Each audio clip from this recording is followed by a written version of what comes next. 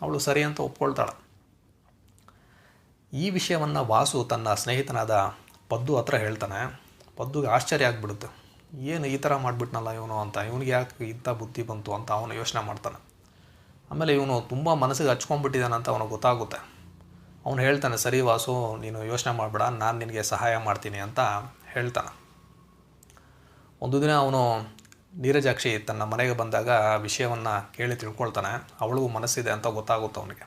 ಆಗ ಅವನು ಹೇಳ್ತಾನೆ ನೀರಜ ಹತ್ರ, ನೋಡು, ನಾನು ನಿಮ್ಮಿಬ್ಬರಿಗೆ ಸಹಾಯ ಮಾಡ್ತೀನಿ, ಅಂದರೆ ನೀವಿಬ್ಬರು ಹುಷಾರಾಗಿರಬೇಕು ಅಂತ ಹೇಳ್ತಾನೆ. ನಾನು ಹೇಳ್ದಾಗ ನೀವು ಕೇಳಬೇಕು ಅಂತ. ಸರಿ ಅಂತ ಹುಡುಗಿನೂ ಒಪ್ಕೊಳ್ತಾಳೆ. ಹೀಗೆ ನಡೀತಾ ಇರುತ್ತೆ. ಆಗ ನವರಾತ್ರಿ ಬಂದಾಗ ಈ ಪದ್ದು ಇದನ್ನಲ್ಲ, ಅವನು ಜವಳಿ ತೊಗೊಬೇಕು ಅಂತ ಮೈಸೂರಿಗೆ ಹೋಗ್ತಾನೆ. ಜೊತೆಗೆ ವಾಸುನು ಕರ್ಕೊಂಡು ಹೋಗ್ತಾನೆ. ಅಲ್ಲಿ ಇವರಿಗೆ ಗೊತ್ತಿರುವಂತಹ ಗೋಪಾಲಯ್ಯ ಅನ್ನೋರು ಒಂದು ಹೋಟೆಲ್ನ ಮಾಡ್ಕೊಂಡಿರ್ತಾರೆ, ಅಲ್ಲಿ ದುರ್ಗಾಭವನ ಅಂತ ಮೈಸೂರಿನಲ್ಲಿ. ಅಲ್ಲಿ ಹೋಗ್ತಾರೆ.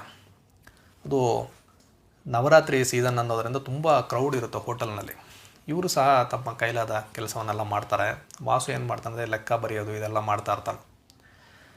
ಆ ದಿನ ಗೋಪಾಲಯ್ಯನವರು ಎಲ್ಲ ಕೆಲಸ ಮುಗಿದ ಮೇಲೆ ಈ ವಾಸುನ ವರ್ಕ್ ನೋಡಿ ಅವ್ರಿಗೆ ತುಂಬ ಇಷ್ಟ ಆಗುತ್ತೆ. ಈಗ ತುಂಬ ಓದಿದ್ದಾನೆ, ಚೆನ್ನಾಗಿ ಕೆಲಸ ಮಾಡ್ತಾನೆ ಅಂತ ಅವ್ರಿಗೆ ಅನಿಸುತ್ತೆ. ಅವ್ರು ಏನು ಹೇಳ್ತಾರಂದರೆ, ನಿನಗೆ ನಾನು ಊಟ ವಸತಿ ಎಲ್ಲ ಕೊಟ್ಟು ₹100 ಸಂಬಳ ಕೊಡ್ತೀನಿ, ನೀನು ಇಲ್ಲಿದ್ದು ಈ ಹೋಟೆಲ್ನ ನೋಡ್ಕೊಳ್ತೀಯಾ ಅಂತ ಕೇಳ್ತಾರೆ. ವಾಸುವಿಗೆ ಸಂತೋಷ ಆಗುತ್ತೆ. ಪದ್ದು ಏನು ಹೇಳ್ತಾನಂದರೆ, ಅದೆಲ್ಲ ಆಗಲ್ಲ ಸ್ವಾಮಿ, ಅವ್ರ ಅಪ್ಪ ಅಮ್ಮ ಎಲ್ಲ ಒಪ್ಕೊಳ್ಳೋದಿಲ್ಲ, ಮತ್ತು ಕರ್ಣಿಕರು, ಸಾಂಬಯ್ಯ ಮೇಷ್ಟ್ರು ಎಲ್ಲ ಇವರು ಇದಕ್ಕೆ ಒಪ್ಕೊಳ್ಳೋದಿಲ್ಲ. ಯಾಕಂದರೆ ಅದು ಏನೇ ಇದ್ದರೂ ಸರ್ಕಾರಿ ನೌಕರಿ, ಅದನ್ನ ಬಿಟ್ಟು ಹೇಗೆ ಬರೋದು ಅಂತ ಪದ್ದು ಹೇಳ್ತಾನೆ.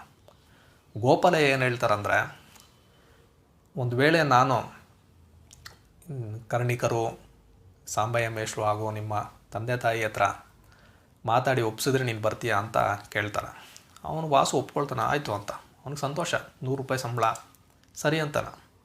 ಸರಿ ಅಂದ್ಬಿಟ್ಟು ಗೋಪಾಲಯ್ಯನವರು ಕರ್ಣಿಕರಿಗೆ ಒಂದು ಪತ್ರ ಬರೀತಾರೆ ಈ ರೀತಿ ಅಂತ, ನಾನು ವಾಸುವಿಗೆ ಊಟ ವಸತಿ ಎಲ್ಲ ಕೊಟ್ಟು ₹100 ಸಂಬಳ ಕೊಡ್ತೀನಿ, ಆ ₹100 ಸಂಬಳನೂ ಅವ್ರ ಮನೆಗೆ ಕಳಿಸ್ಬಿಡ್ತೀನಿ, ಅವನ ಹತ್ರ ಕೊಡೋದಿಲ್ಲ, ನಿಮಗೆ ಒಪ್ಪಿಗೆ ಇದ್ದರೆ ಹೇಳಿ ಅಂತ ಒಂದು ಪತ್ರವನ್ನು ಬರೀತಾರೆ. ಈಗ ಮತ್ತೆ ವಾಸುವಿನ ತಂದೆ ತಾಯಿಗೆ ಬೇಸರ ಆಗುತ್ತೆ, ತಮ್ಮ ಮಗ ಯಾವಾಗಲೂ ತಮ್ಮಿಂದ ದೂರನೇ ಇದ್ದಾನಲ್ಲ ಅಂತ. ಸರಿ, ₹100 ಸಂಬಳ ಅಂತ ಹೇಳಿದಾಗ ದೊಡ್ಡವರೆಲ್ಲ ಸೇರಿ ಸರಿ ಇರಲಿ, ಹುಡುಗನ ಒಂದು ಭವಿಷ್ಯ ಚೆನ್ನಾಗಿರುತ್ತೆ ಅಂತ ಒಪ್ಕೊಳ್ತಾರೆ. ವಾಸು ಮೈಸೂರಿಗೆ ಹೋಗಿ ಅಲ್ಲಿ ಹೋಟೆಲ್ನಲ್ಲಿ ಕೆಲಸ ಮಾಡೋದು ಅಂತ ನಿರ್ಧಾರ ಆಗುತ್ತೆ. ಈ ವಿಷಯವನ್ನು ನೀರಜಾಗೆ ತಿಳಿಸಲಾಗುತ್ತೆ.